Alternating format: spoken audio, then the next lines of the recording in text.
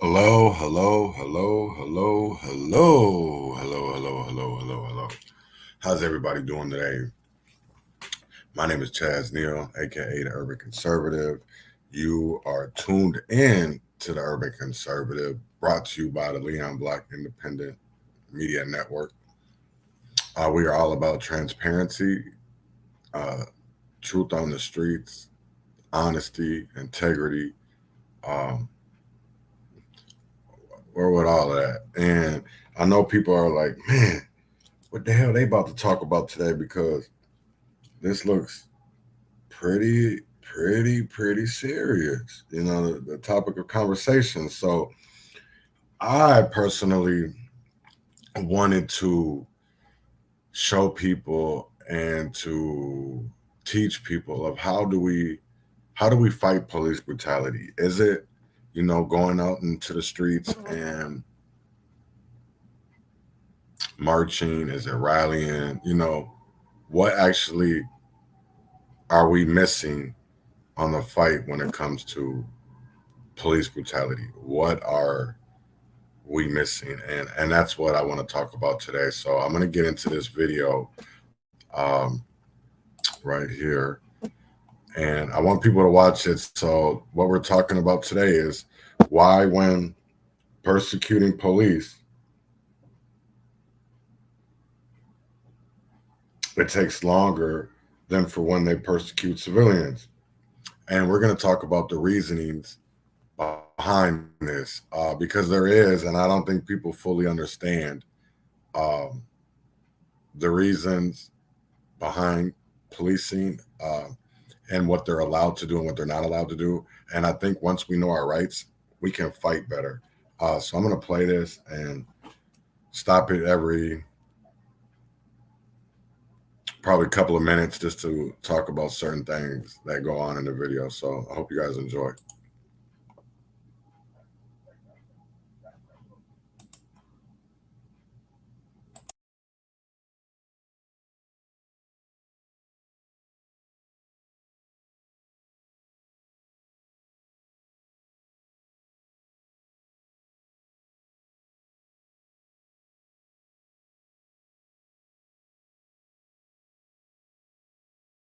In IHME's recent paper on fatal police violence by race, ethnicity, and state in the United States, we found that there was more than 30,000 deaths from police violence between 1980 and 2018. Of these deaths, 55% went unreported by the National Vital Statistics System, which is the vital registration system for the US and the primary data collection agency for deaths in the US. The causes of underreporting vary. Several are that medical examiners and coroners are often embedded within police departments, leading to conflicts of interest as they're expected to report on the violence of the departments they may be embedded within. Additionally, there's a lack of training and standardization for doctors and medical examiners on how to fill in death certificates. This leads to misclassification of police violence as homicide or suicide most commonly. Despite this underreporting, there are several open source databases that we found to be more accurate and complete than NVSS and should be utilized to drive policy change. These include Mapping Police Violence, Fatal Encounters, or The Counted. Really, undercounting is just obscuring the true issue, which is police violence, which, like all violence, is a public health concern and is preventable. In IHME's recent paper on fatal police violence by race, ethnicity, and state in the United States, we found that Black Americans were 3.5 times more likely to be killed by the police than white Americans. Indigenous and Hispanic Americans were almost twice as likely to be killed by the police than white Americans. Police violence against Black people was higher every year 1980 to 2018 than it was for white people in the United States. Since 1980, this racial disparity has remained largely unchanged. All of these statistics really outline the systemic racism that is driving police violence in the US. And police violence is a public health issue, violence is a public health issue, and systemic racism is a public health issue.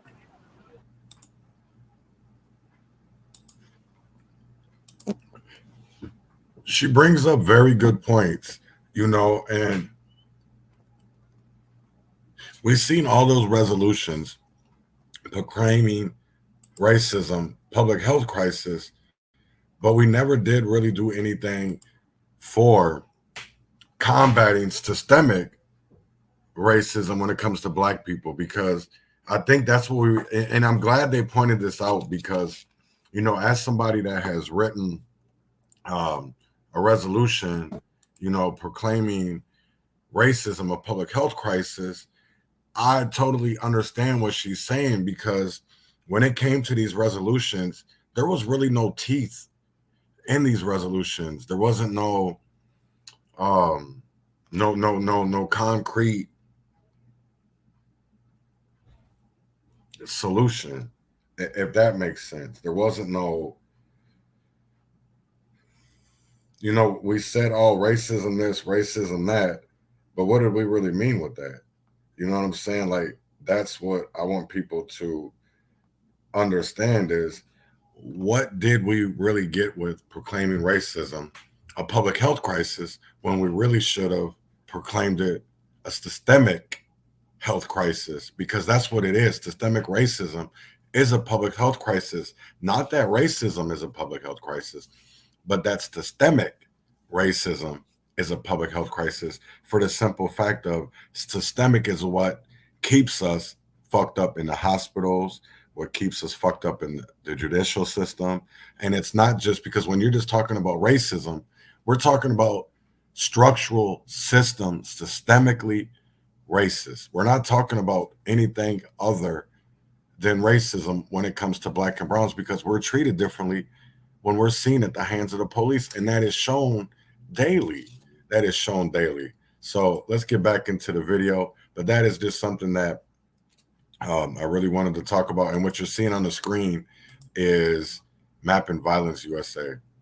Police violence is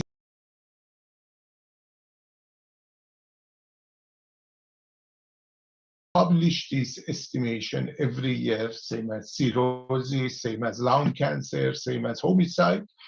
Then we published for many years, from GBD 2010, number of deaths due to the police violence.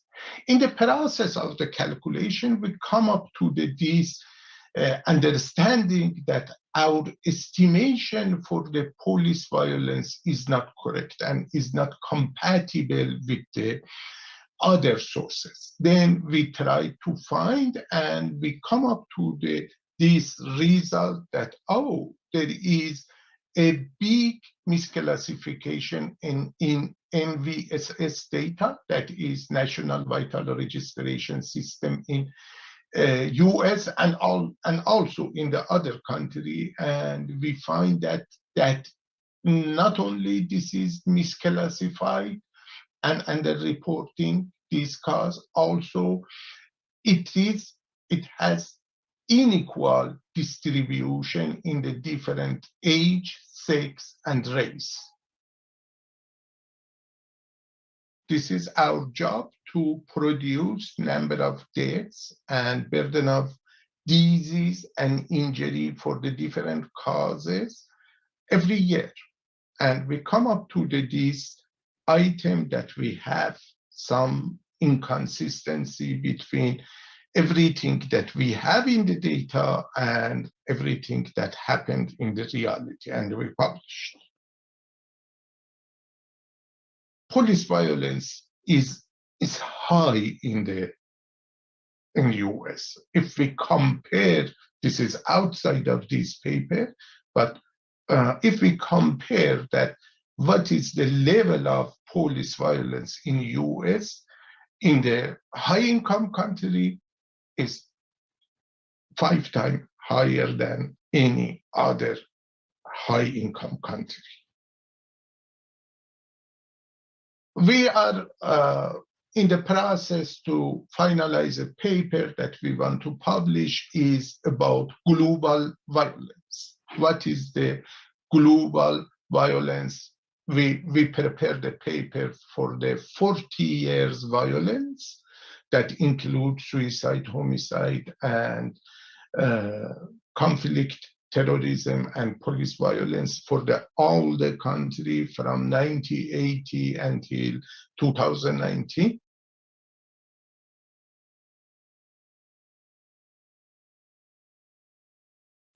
Police use of force or police killings is a key social problem in the United States today. It always has been since the inception of the criminal legal system, but has brought a lot of attention recently with the killing of Mike Brown in 2014 and the very, very public and traumatic killing of Mr. George Floyd in 2020. A lot of national attention has turned to this issue of police use of force.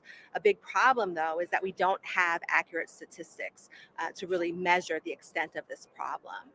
This paper really highlights the underreporting. 55% of the police killings.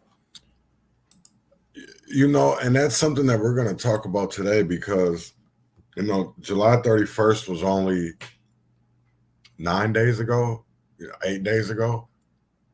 And we've already had 25 police, and we're going to go over the list today, but and how many have heard of Duran Shaw, or who has heard of Marquise Rivera? And we're going to get into them stories, but it's like, how can we continually, and that's what I wanted to bring about this today, is because there's so many deaths that go unreported. There's so many police brutality situations that aren't talked about because the media doesn't talk about it. Our people, they don't want us to talk about them. They're not reported on. And that's, again, one thing that we need to change. So I'm going to get back into this video. In this country have been underreported. The analysis finds that African Americans in this country are killed at a rate of 3.5 times higher than white people by police. So the data really highlight we have a serious problem, and the authors frame it in a public health approach. So many different groups, from policymakers to advocates to commissions, have been calling for an approach to really decrease the use of force, but many folks have been hiding behind the lack of numbers and the lack of numbers highlighting the racial disparities in this country. This report now calls us to the carpet and asks us, what are we going to do to address this violence? Data analysis really help us see the landscape of police killings and the disparities across racial and ethnic groups in this country. And so it really asks the question and puts it on the table to say, policymakers and law enforcement agencies, what are we going to do to address this problem? We can no longer hide behind the fact that we don't have the numbers. We have accurate, heartbreaking numbers. It was hard to read this report. My stomach turned to look at the disparities and the numbers of people killed by the police in this country. So now we're really calling the question and saying, policymakers, how can we address this issue?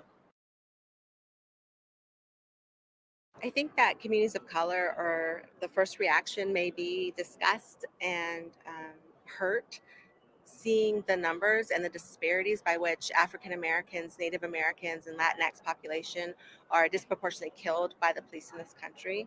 But I think communities will also use these data to argue for more attention, more resources, more restructuring, dismantling of the violence used in police forces, and the build up of community support systems that don't sort of make sure that there's a person attending an event with a gun on their hip, recognizing that that might lead to more violence.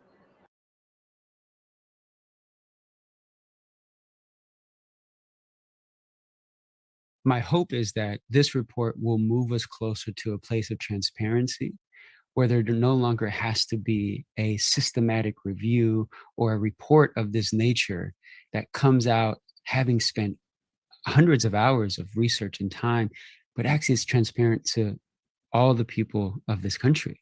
And we can see it firsthand, and that transparency inevitably leads to better and more robust accountability.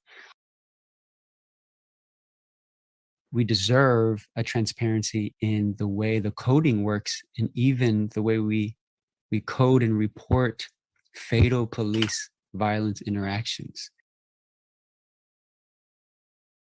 What I would argue, and we see the data very clearly, is there is an arc that is increasing from the moment in time that 1033, which is a federal program that has allowed federal military grade weapons to fall in the hands and be purchased by local law enforcement officers and law enforcement departments. When you have law enforcement carrying AR-15s, bomb-resistant gear, and have tanks that were meant to withstand missiles, that doesn't make sense when you're talking about creating community safety. It is now scientifically documented that you have Black folks who are dying at rates per 100,000 folks that are higher than the likelihood of any person in this country dying in an accident while on their bicycle, or a higher rate of dying than someone contracting measles and dying of that. The fact that we've spent money, investment, and time to make sure that those bicycling, measles, those mortalities decrease substantially, I then ask the question, how are we not interrogating the deaths that have been declared a public health crisis and focusing on and saying, we can't allow this?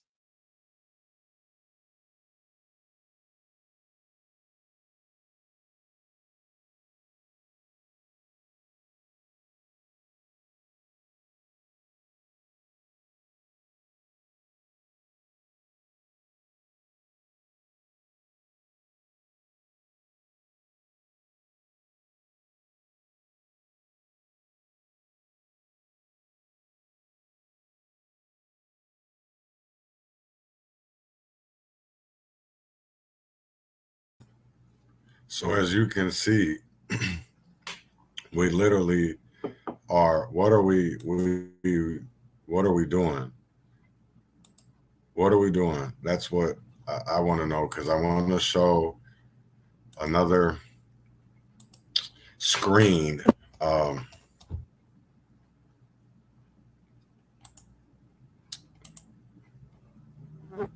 It's called Mapping Police Violence. It's a website that I did put in there. So police have killed 612 people in the U.S. so far in 2023. There have been 9 days so far in 2023 when police did not kill anybody in the U.S.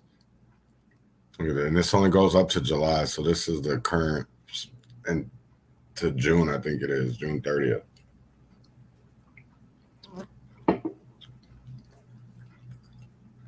Black, 72. Native American, 41. 33 Hispanic. 25 white. Now, how is those numbers not dramatic? How is those numbers not police have killed 10 fewer people in the U.S. through June 2023 compared to the same. So this year,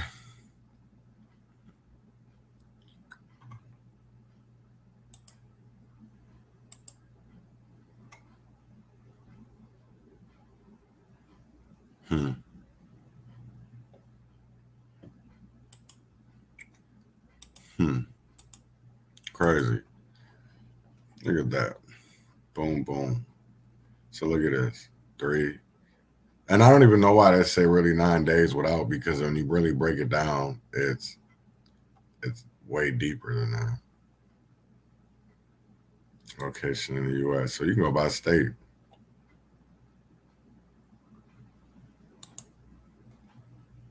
5. Look at that.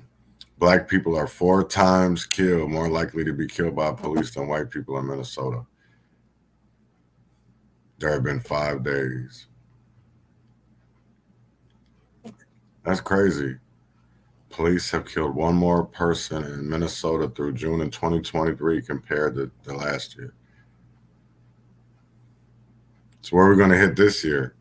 Because look at these numbers. That's crazy. That's insane. Look at this shit.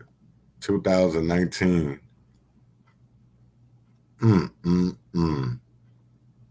Police have killed people in 48 states So what state doesn't have it? Damn, look at that. North Dakota, they don't shoot people over there. And damn, Maine and North Dakota are the only two states, North Dakota and Maine.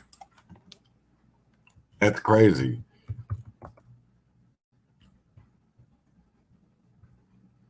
North Dakota and Maine are the only states that have no police involved shootings this year. None.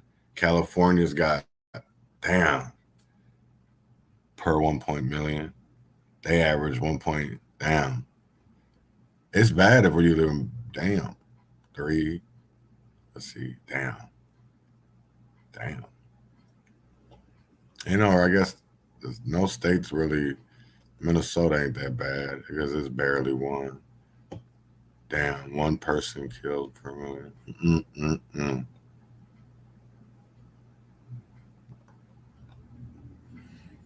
And now, how do we solve that? How do we solve that? How do we solve that?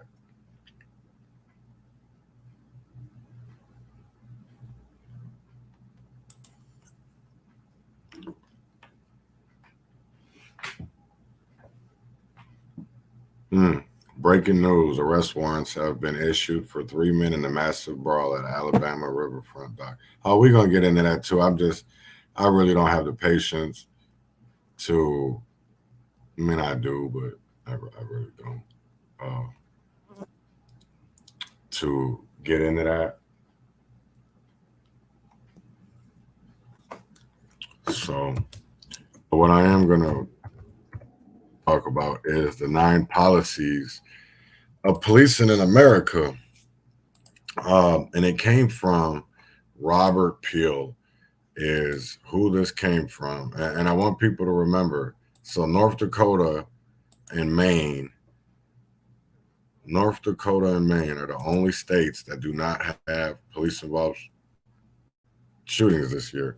So I don't think a lot of people understand what the 9 policing principles are. And this comes from, and the reason why I'm talking about this is because I don't think people fully understand where policing came from, where their oath, what policing is actually for, because over time, you know, it used to be on the side of the police cars. Protect and serve was on there. You know, you had so many different, different things when it came to with police, and you don't have that no more. You don't have the PAL league, the police athletic league, the way it used to be. You don't have the community engagement the way that it used to be. And I know people, oh, well, COVID. No, let's stop blaming COVID. Let's stop blaming the pandemic. But Sir Robert Peel's policing principles in 1829. Sir Robert Peel established the London Metropolitan Police Force. He became known as the father of modern policing, and his commissioners established a list of policing principles that remain a crucial and urgent today as they were 2 centuries ago. They contain 3 core ideas and 9 principles. Let me stop for a minute because I just heard my brother come in. Bless yeah, you. what we talking about? Man, yo, you really gonna want in on this because I'm gonna start over a little bit, so to where I'm at right now, and so that way you're caught up, because this is something that I feel like really needed to be talked about. So I was having a conversation earlier today, and I was talking to Lisa Simpson, Richard Richard's mother, and I started off the conversation by like, she's like, "What's wrong with you?" She's like, "You just don't look right." I said, "I'm tired of waking up to another name. We not getting no accountability, not getting no fucking sleep over not being able to sleep because I see these boys' faces in my brain. I'm tired of that shit." Sorry. Right. So, no, you good. So got into discussing of like, how can we get there? Because marching isn't working. This watered down legislation isn't working. Right. So what can we really honestly we do? It's interesting that you said that, because as I've been trying to get information and spread the word about Duran Shaw in Lancaster, different people are asking me, like, well, what is anyone doing? Has anyone spoken up about it besides the people that I've been reaching out to? No. So I No. think that's the number one thing we need to start with, is getting more people to get engaged and aware of what's going on in their neighborhoods, not nationally, because what are you going to do about somebody clear across the country? It's not going to resonate with you. But when it hits home and it's in your own hood, it resonates with you more. You know what I'm saying? And I'm not going to lie, I'm going to be transparent right now. Right. Ricky Cobb, it breaks my heart. It hurts my brain. It hurts my soul. I could not watch that video, and I will not watch that video. You could tell me and break it down. I don't want to hear it. It's not close to home to me. It still hurts nonetheless. You know that. Viewers might not. Well, if y'all know me, y'all know this shit fucking hurts me no matter who the fuck got killed.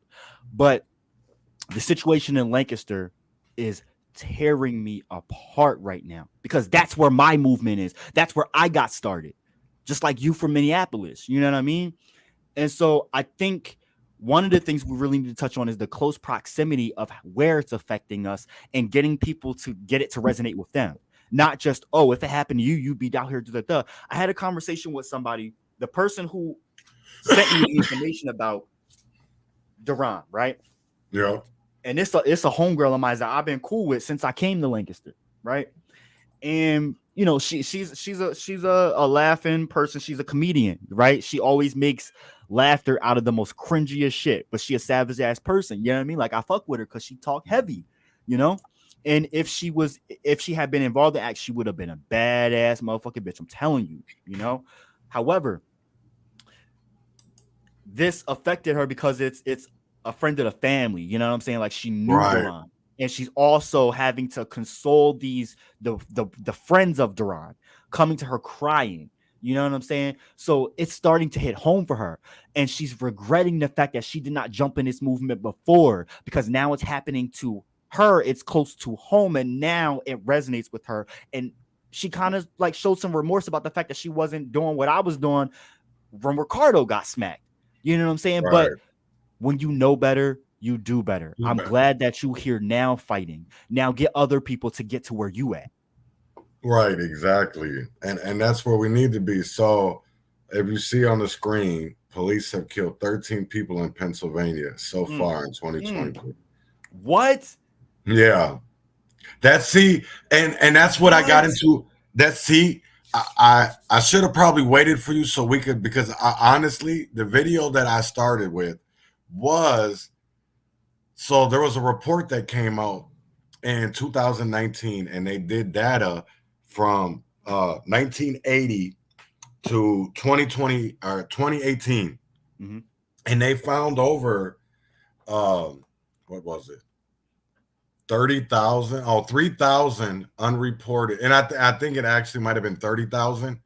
But yeah, I think it was like 30,000 literally unreported deaths by the hands of the police since 1980 to 2018. I believe it.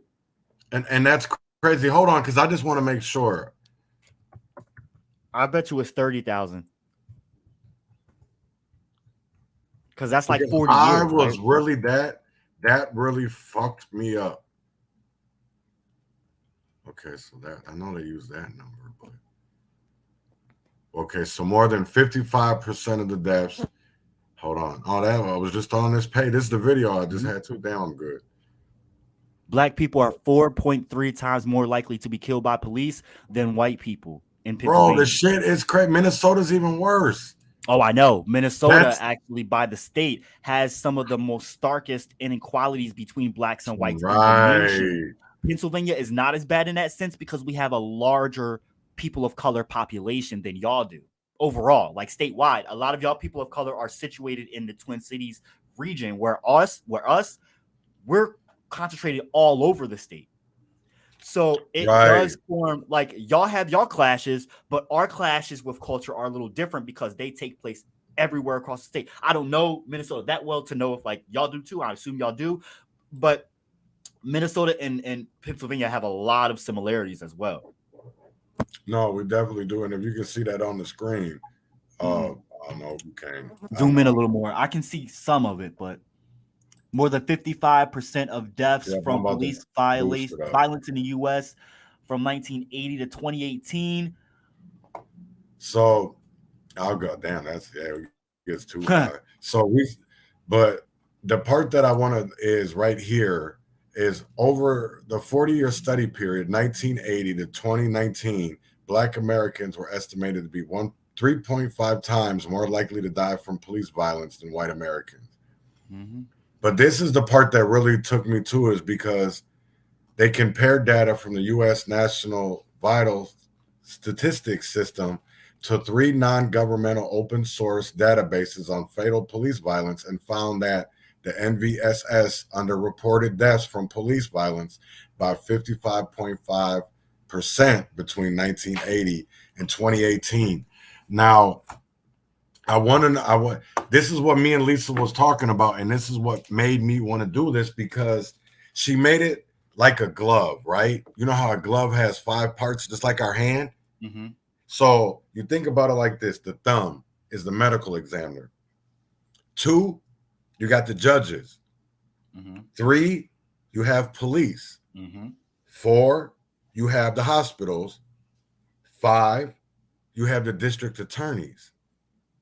What about the larger populace of white people that uphold the system as well?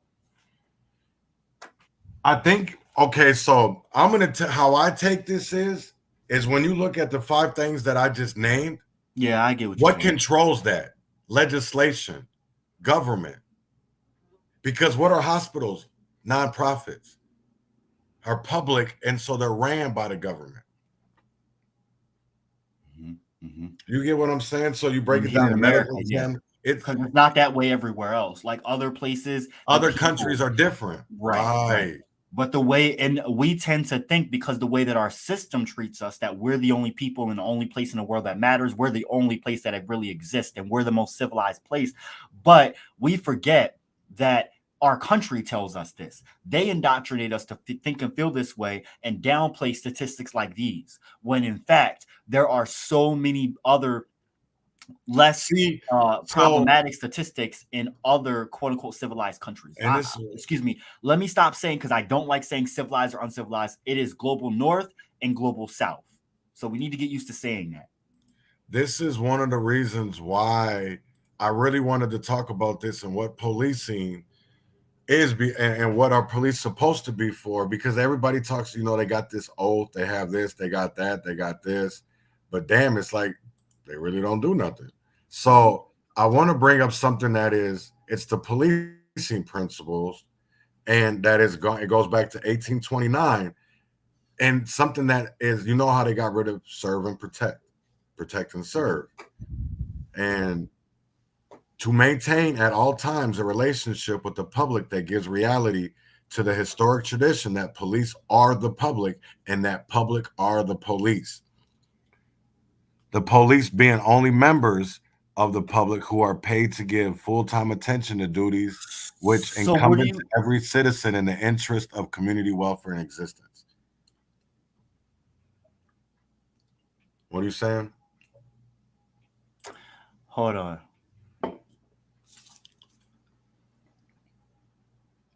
Okay. Nah, I wasn't listening clearly, and I thought we were going down the route of how back in the days immediately after slavery, sheriffs or slave catchers. No, I'm going of like, I know what you're saying now, but you remember when they would go around and they would deputize regular citizens to enslave us again? But that's where they got this at. But that's the thing of it is, and that's why I wanted to. But we still have that, because you got a white woman weaponizing her whiteness and saying, "I'm calling the cops on you." Right, and that's I'm walking my dog, bitch. The fuck? I wanted to pinpoint is because we have to pinpoint what's wrong with the system and how we change it. We have to identify it. Right. We have to identify it because we're not going to get anywhere, or we're going to, just like I talked about this morning about the threes. And I know I know people are like, man, these niggas are crazy. I don't even know why I listen to them. But the shit it makes sense. When you really think about it, it really, really makes sense. And honestly, I'm going to keep it a buck. Like my sister Lisa say, I'm going to keep it a buck. I'm seeing and I'm loving it, but I'm noticing that people are waking up. I notice that people are asking questions. Because once, and that's something that somebody's always told me, consistency, Chaz, consistency. Because you keep on putting it out there. Huh? Consistency is key. Right, because you keep on putting it out there. They can't ignore it. Yep. Why do you think people are shadow banned? Because if you see something, you're going to be interested in it. Right? You're going to be interested in it. They don't want you interested in self-research. They don't want you interested in knowing that we have the power ourselves. Right. They don't want us knowing that. That's why they hate me. That's why they hate the Jontels. That's why they hated the Malcolms, the Fred Hamptons, because this is what they wanted. And they could pinpoint the problems in the system and who was running it. This part. So when I'm telling people what's going on and can you give me information? Have you heard about this? Oh, yeah, I heard about that. I heard about Duran Shaw. Right. Okay. Well, what are y'all doing about it? Crickets. 2 people I asked that. So I started going another route. But the people that I'm not even going to say that I would expect, but the people that I should expect to be doing something about this or rallying people together to try and get some accountability, nothing whatsoever. And I'm astonished. You know what's crazy is I'm gonna keep it 100, man. Elections have consequences.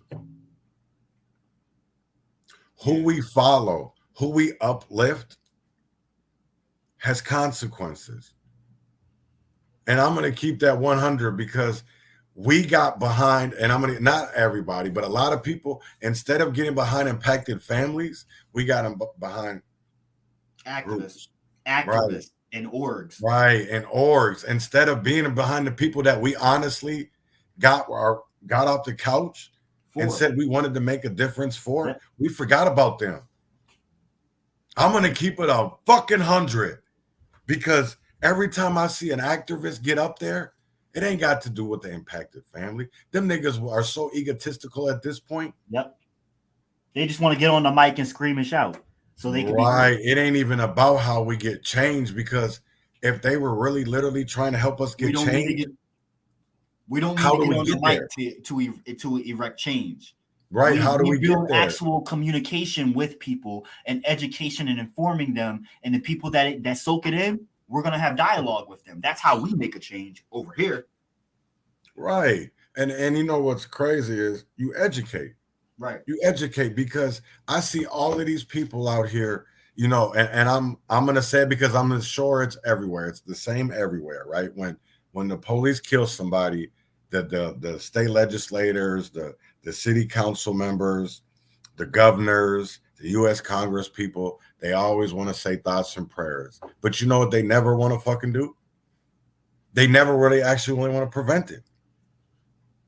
They don't never want to make sure that this type of shit ever happens again. But the stuff that you talk about as far as like repealing and amending and stuff like that, throw that shit out the window and rewrite these laws. How about that? Exactly. But I wish, the crazy part of it is I wish it was that simple.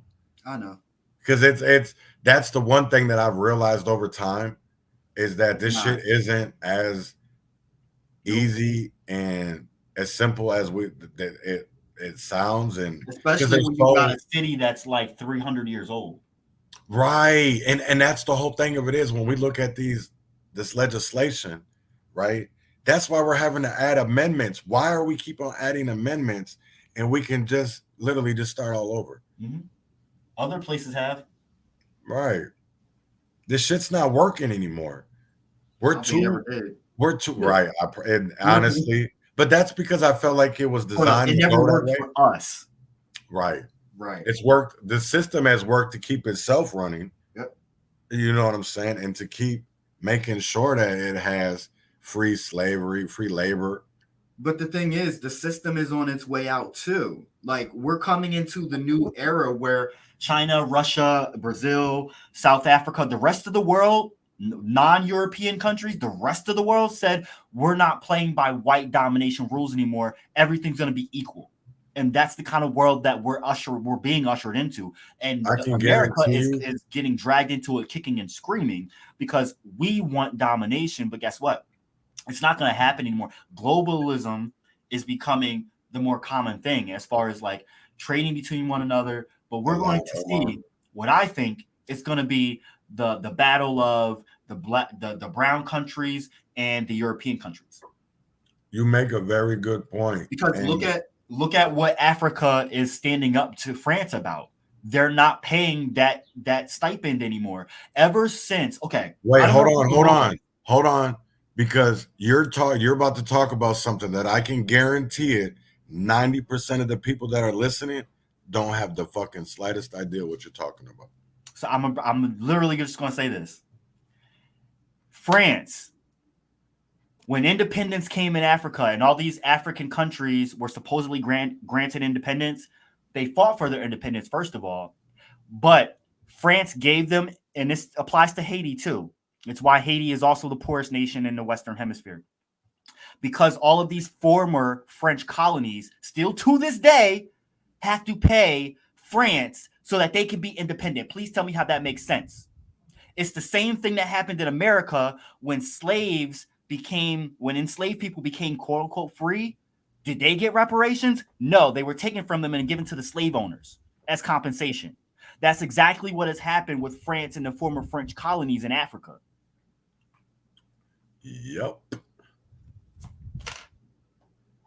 Thank you for that, because I don't think people fully understand, and that's why I'm going to say this, is that history, we can't move forward without knowing our history. Right. That's the part that people need to fully understand, is because how do we move forward without knowing what was behind us? Right. It's just about, like, if you're on a racetrack and there's something impeding your view, don't you kind of want to know what is around the other side of that? Right. You know, like that's the kind of way I see it. And what you're seeing with, like, just to bring it up again, with all these African countries standing up to France and not paying them that money anymore, as they shouldn't. If anything, you should be demanding all that money back. Right. And interest and all the stuff you took from our countries and it's in y'all museums. Yeah, I want that back too. You make a very good point. People forget about museums. That shit had to come from somewhere. You think people just gave it up willingly? So much wealth over pillaging and raping our communities, taking that stuff back to Europe, and then they want to sit there and be like, "Oh no, this is ours." Right. See, it's in our museum, so that means it's ours. Guess what? We made it, and it came from us. What do you mean it's yours? You stole it. Yo, these European countries, don't see it as that, though. They don't see it that way. That's what's crazy. Because they've been going with this backwards logic for centuries now, and they've ingrained every one of their little subjects to think the same way. America by extension. Right. No, that's what everybody wants to be. America wants everybody to be like America. That part. I'd run it. And it's like we got the most fucked up ass. I'll say America is great. You know, but our system is so fucked up. Like, it never wants to admit its wrongs. Mm-hmm. It just wants to sweep it under the rug, because we have so many. And that's what I only think about, man. Not only, but that's what I think about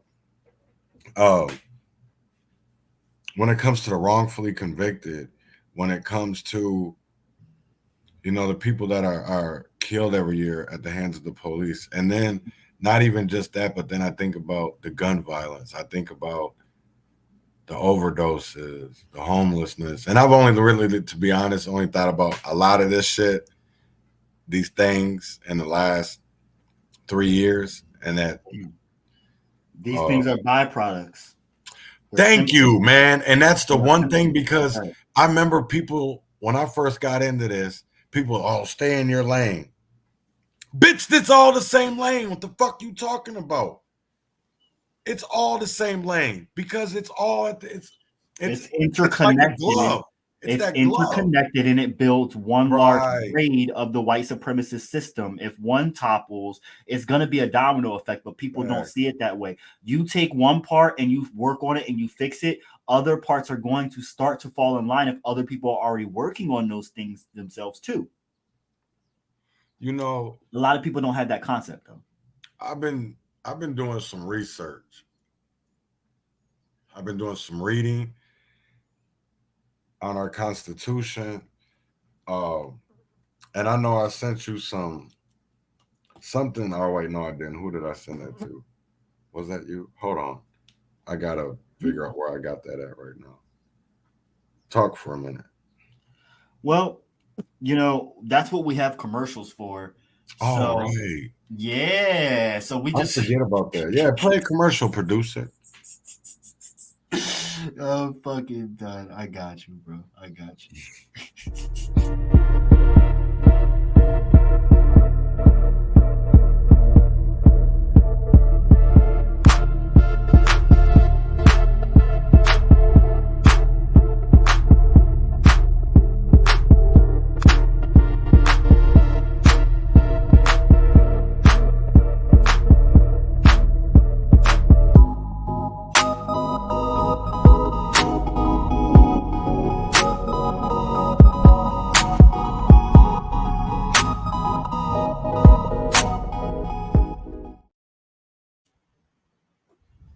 Yo, so we're back.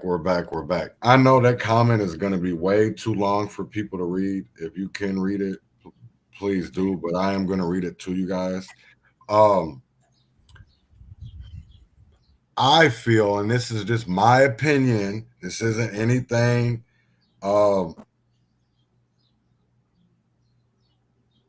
is, I don't want to, nobody else, this is just my ideas. But when it comes to independent investigations, because I don't feel like these entities should be investigating themselves. Yeah. And that's one of the biggest things that we need to change. And that's why I really wanted to talk about the glove, the medical examiner, the judges, the police, the hospitals, the district attorney, because you can't talk about one without talking about the other. Right. They all intertwine together, Yep. And that's one thing, because I noticed in Minnesota, we talk about shit. Let me see if I can actually pull it up.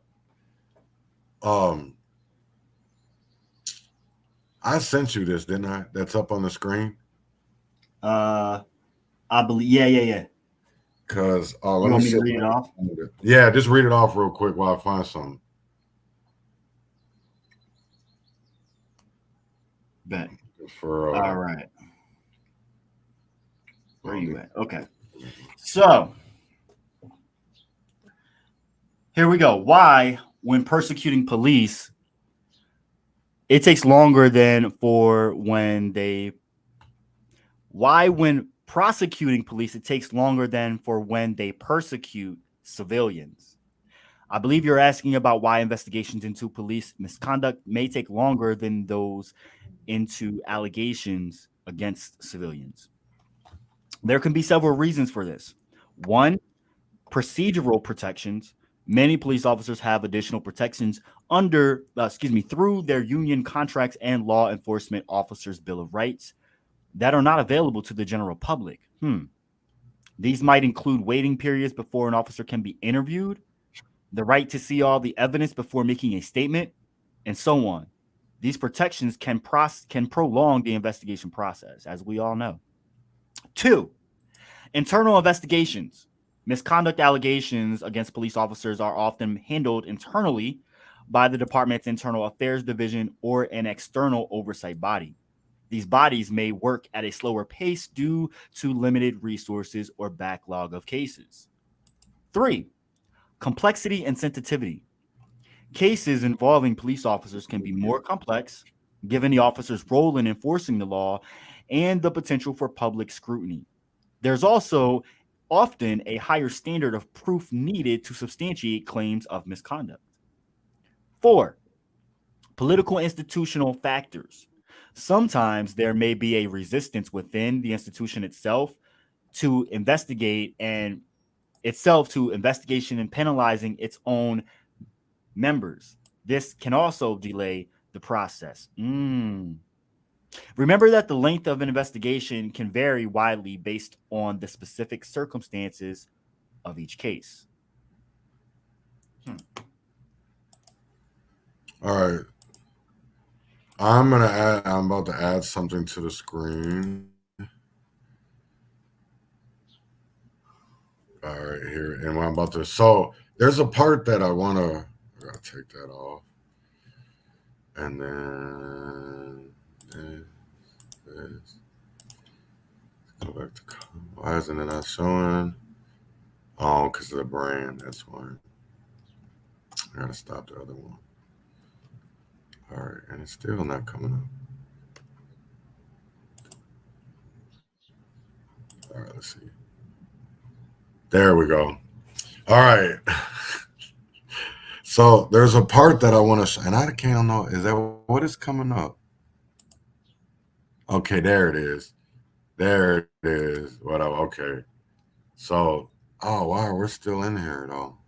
Damn, I can't even. How can I do this? Stream, bro. It is. No, Now that's not.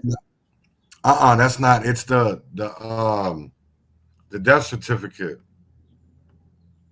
that I want to show on the death certificate, but it's our face show so I'll just read it, but it has to do with death classification, and this comes down to one thing that we got to change when it comes to laws is justification, and that's why I wanted you to be able to see it because I can't read this shit. Matter of death classification is a statutory function of the medical examiner as part of death certification for purposes of vital statistics and public health. Manner of death is not a legal determination of culpability or intent. Under Minnesota state law, the medical examiner is a neutral and independent office and is separate and distinct from any prosecutorial authority or law enforcement agency. But yeah, no, bro, this is what the Democrats did just this last legislative session. And that's why I'm making the post that I'm making today and going at them and telling them they need to go make a special session because the only one that can do that is the governor. So we have to essentially null and void. It won't get anywhere. Right. Got you. Yeah, because we need that. We need that kind of law because they tend to go into the corner and try to strong arm them into saying this, that, and the third. We know they do. Right. And that's why that's why Lisa talked about that glove, you know, because it all plays a part. And we have to change that because there shouldn't be no way that we and that's why when persecuting police, it takes longer than for when they persecute us. Yeah. Because they have so many loopholes for them. Just like when it's not even, you know what's crazy? It's because the same shit that protects them from killing us protects them from abusing their wives. It protects them from sexual assaults. It's sad. Right? All from wearing the badge. This shit's bigger than just police killings. Because we all know that a lot of people get into the business of law enforcement so that they can do the dirty things that they really want to do to society. Because those are the kind of people that they are. And they know that they'll be protected when they do it, when they get into that brotherhood. Right. And that's the whole crazy thing. A lot of people don't do it to make a change, just like in the nursing home industry and nursing in general. Not all these nurses and CNAs and LPNs and caregivers really want to do it. They do it because they want to get paid and they can give a fuck about injured people or people that are of older age or anything like that. See, this is so it was 17,100 deaths from police violence out of 30,800 deaths from 1980 to 2018, the most recent years of available NSS data, accounting for 55% of all deaths from police violence during this period, using a predictive model. So that goes again back to the medical examiner, which some places have, and then there's other places that have a coroner, which is through the hospitals. We got us. This is crazy because we have to get legislation changed because families aren't getting accountability and justice because of these reasons. Mm-hmm. Because they're finding ways to justify killing people. That part. And that's what for me is, how is it this is what hit me, right? Because to be honest, I'm 46 now. When Derek Chauvin was convicted, what 2021? Yep. So I was 44. How the fuck did I was just knowing that Derek Chauvin is the first officer to be convicted of killing a man, but there was so many others before him. Mm-hmm. And that wasn't even, George wasn't even his first body. That's the crazy part of it is. George, yeah, man. That's what it trips me out about. Derek Chauvin was a martyr. Dog, Derek Chauvin was a bitch. Well, yeah, of course, but they're slandering his name to save the rest of the police gangs. And that's crazy. They told him, hey, buddy, we're gonna compensate you well and make sure that you live cozy behind here. You just gotta take the fall for this because America's gonna riot. He's behind bars. Mm-hmm. I do not think he's behind bars. I'm gonna keep it up, but why we can see all these pictures from people inside, but we don't ever see none of these officers. We don't never see none of these officers they're supposed to be in prison. You don't never see these motherfuckers. I'm trying to find, there was a picture when he was on the stand. Because I'll tell you right now, he didn't get on the stand. Never mind that. There was a part that somebody was talking in his face, the way that it looked. And it was like, damn, they really throwing me under the bus. Because he literally got away with this shit. Like, literally. And even did people work, what's crazy is George Floyd wasn't even the worst of his videos. It wasn't even the worst. It was just that George died and Darnella was there. Right. I'm gonna keep it 100. It was a perfect storm. It was all that's all. It was the threes. Perfect storm. Right. It was. For me, it was the threes. I go back and I look at that time because look at this shit. That's the one crazy part that I will never understand is that people forget about John Pope. They forget about, and I'm gonna go back to this. Is it the screen up? Oh yeah, it is. I just wanted to make sure. I gotta go back because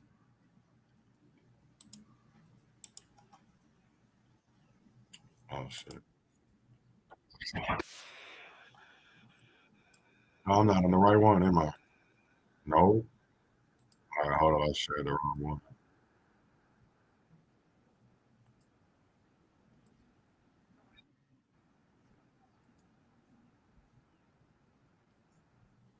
Okay, hold on. Yeah, because this shit. How much the city of Minneapolis is paying off to settle 2 excessive force cases involving former MPD officer Derek Chauvin. These cases happened years before the murder of George Floyd, but the details are strikingly similar. Investigative reporter Ryan Raish spoke with one of the victims today about the payout and has the video we are seeing for the first time. Yeah, Kirsten, these videos are difficult to watch. They've been talked about for several years, but now today, the law firm representing the victims made the videos public. Both of these cases with Derek Chauvin happened in 2017, 3 years before the murder of George Floyd. This encounter here is with John Pope, who was 14 years old at the time. You see Chauvin hit Pope in the head twice with a flashlight, choke him twice until he passed out, and then kneel on the back of his neck for 15 minutes. Months earlier, that same year, in a separate case, Chauvin is seen dragging Zoya Code by her wrists, face-planting her into the ground, and then kneel on her neck for several minutes. In both cases, the lawyers representing the victims say Chauvin lied about his use of force, and supervisors approved it. This is all very similar to what the world watched back in 2020, when Chauvin knelt on the back of Floyd's neck for nearly 9 minutes. John Pope told me today he's overwhelmed by the settlement with the city in hope it leads to further changes at MPD. It shows a culture and a pattern of behavior that's approved within the department. That, you know, if it's not shown publicly, or if it's no public video that was shown, that was posted, that they can, you know, hide it or keep it to themselves. I didn't see any need for any force when I look at that video. I mean, they can lay hands on them. There's certainly no need for head strikes with a metal 4D cell flashlight. After the city council approved the combined nearly $9 million settlement, MPD Chief Brian O'Hara described the brutality seen in these videos as a cancer that has plagued the agency. He called Chauvin a national embarrassment and profusely apologized to everyone involved. We are dealing with the ugly consequences stemming from a systemic failure within the Minneapolis Police Department that has allowed for and at times encouraged unjust and brutal policing. The city council. He full of shit, and I'm gonna tell you why he full of shit. Because this punk ass bitch literally just approved and promoted some people that watch videos and didn't say shit. Didn't say shit. They could have stopped Chauvin years ago. Years ago, they could have stopped Chauvin, and they chose not to. They chose to look the other way because they were protected. That's why I learned so much from that Chauvin trial, for the simple fact of that everything that man did, he was trained to do. Just like when it came to the Noor trial, I've been reading those transcripts, the Noor transcripts from Justine Damond, and because it's so much similar to Ricky Cobb. And what's crazy is, I think the state trooper was literally fucking trained to do what he did. I'm going to keep it a buck, because everything that you see with these officers, when it comes, that's why they don't ever want to go to trial, because you learn so much in these trials. This shit comes out. It comes out so much. That's why I watched Chauvin's trial. That's why I watched Potter's trial, because how many other officers' trials have we ever seen? I seen OJ. I seen Mike, Jay. Oh, you good? You know what I'm saying? Like, I want people to really, really, really think about that, because it's not just a Minneapolis thing. This is all over the country. All over the country. Every police station. Problem. Because ain't no good cops in a racist system. None. Zip. Zilch. Ditto. So I want people to remember that. Because these people can do better, and they know it. But instead of them doing it, they don't want to do it. So me and Jontel gonna get off here. But we're not done talking about this, because I know Jontel's gonna go back and watch and be like, you know what? No, hell no. There's so much more I want to go in depth on this, bro. And I'm like, shit, let's do it then. So you already know what it is. I'm gonna give him the last word. Y'all already know what it is. Win or fail, freedom or jail, heaven or hell. Wish me motherfucking well. Yeah, so I really appreciate y'all for tuning in to this webisode. Please go ahead and share this. Make sure you like, follow, and subscribe to us on all social media. You can check us out at any of the information at the bottom of the screen. You can also donate to us for any information at the bottom of the screen. If you'd like to speak with any of us, if you have a story you would like to share, a case that you'd like to bring to our attention that needs to be heard, you can also reach out to us at the emails that are at the bottom of the screen as well. theleonblock@gmail.com, chazneil.theleonblock@gmail.com. We are here to amplify stories that speak to the oppression that many of us go through every day and the white supremacist system that is constantly upheld every day. So if you'd like to get more news on that, if you'd like to get fed education, as we say, meditate, educate, liberate, celebrate. If you want all of that, make sure you are putting us in your favorites. Make sure that you change your settings, especially on Facebook, so that you know when we go live. That is extremely important. And if you watch us on YouTube, make sure you are subscribing and liking the webisode as well. It is greatly appreciated.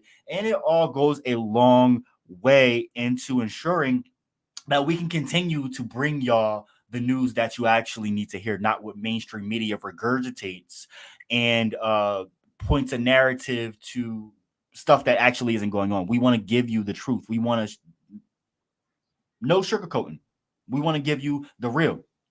All right. And you can also tune in to my show, Arm Yourself with Knowledge, giving you news, history, facts, culture, commentary, and more. Make sure y'all tune in, listen, and comment. Again, you can email us at theleonblock@gmail.com or chazneil.theleonblock@gmail.com.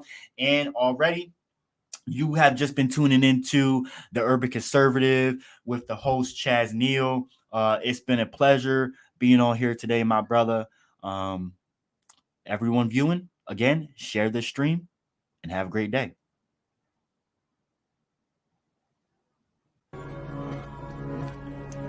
Every day, fighting for my life. Every day, fighting for my life. Fighting for my life.